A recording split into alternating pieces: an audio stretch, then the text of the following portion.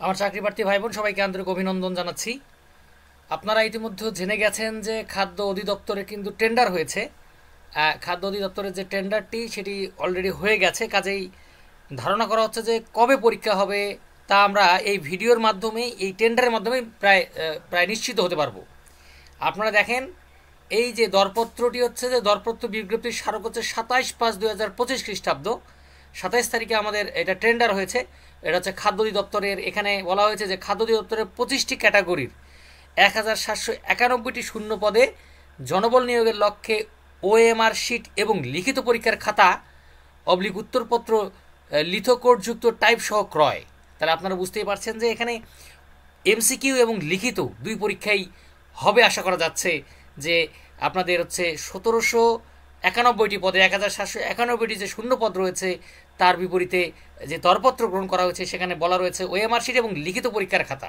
এখানে দুটো বলা রয়েছে কিন্তু, ওএমআর শিট এবং হচ্ছে লিখিত পরীক্ষার খাতা। আর দরপত্র গ্রহণ আর জমার তারিখ ও সময় হচ্ছে যে 16/6/2025 11টা থেকে 2:30 পর্যন্ত।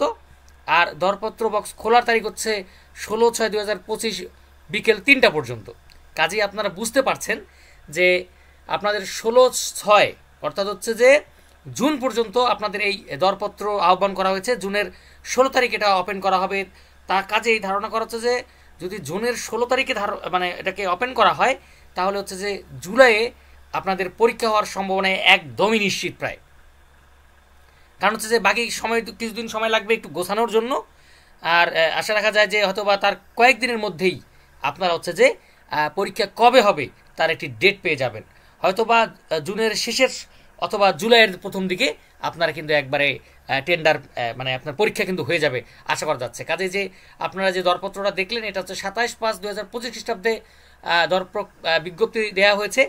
এবং হচ্ছে যে এটা হচ্ছে দরপত্র গ্রহণ এবং জমাদানের তারিখ হচ্ছে 16/6/2025। আর দরপত্র বক্স খোলার তারিখই হচ্ছে 16/6/2025 বিকাল 3টায়। কাজেই আর ভয়ের কিছু নেই, আপনাদের একেবারেই ক্রিস্টাল ক্লিয়ার। আপনারা পেয়ে গেলেন যে কবে আপনাদের খাদ্য অধিদপ্তরের পরীক্ষা হতে পারে। আপনারা কিন্তু একটা সম্ভাব্য পেয়ে গেছেন এবং এখান থেকে বুঝেও গেছেন যে এটা ওএমআর এবং লিখিত, মানে হচ্ছে যে এমসিকিউ এবং লিখিত দুই টাইপেরই পরীক্ষা হওয়ার সম্ভাবনা বেশি রয়েছে। কাজেই এখন আর বসে থাকার সময় নেই, আপনারা পড়াশোনা করেন। আর যেহেতু কিছু সময় আপনার হাতে পাবেন, কাজেই এই সময়টা যদিও ঈদ রয়েছে, ঈদকে বিসর্জন দিয়ে আপনারা পড়াশোনা করেন। দেখেন যে ভালো কিছু আপনার জন্য অপেক্ষা করছে। কারণ যেহেতু খাদ্য অধিদপ্তরের এই চাকরিগুলো প্রায় হচ্ছে যে একটা হচ্ছে খুব ভালো একটি চাকরি। খাদ্য পরিদর্শক রয়েছে, উপখাদ্য পরিদর্শক রয়েছে, এগুলো কিন্তু ভালো একটা পোস্ট, ভালো একটি চাকরি। এবং এই ব্যাপারে আমার বিস্তারিত ভিডিও রয়েছে যে এদের কাজগুলো কি, সেই ভিডিওগুলো আপনারা দেখতে পারেন। আমি ডেসক্রিপশনে লিঙ্ক দিয়ে দিব। তো এই ছিল আজকের মতো ভিডিও। যদি ভিডিও ভালো লাগে অবশ্যই চ্যানেলটি সাবস্ক্রাইব করবেন আর আমাদের সঙ্গেই থাকবেন। যে কোনো তথ্য পেতে কমেন্ট করবেন, আমরা জানিয়ে দেবো আপনাদেরকে। ধন্যবাদ আপনাদের সবাইকে।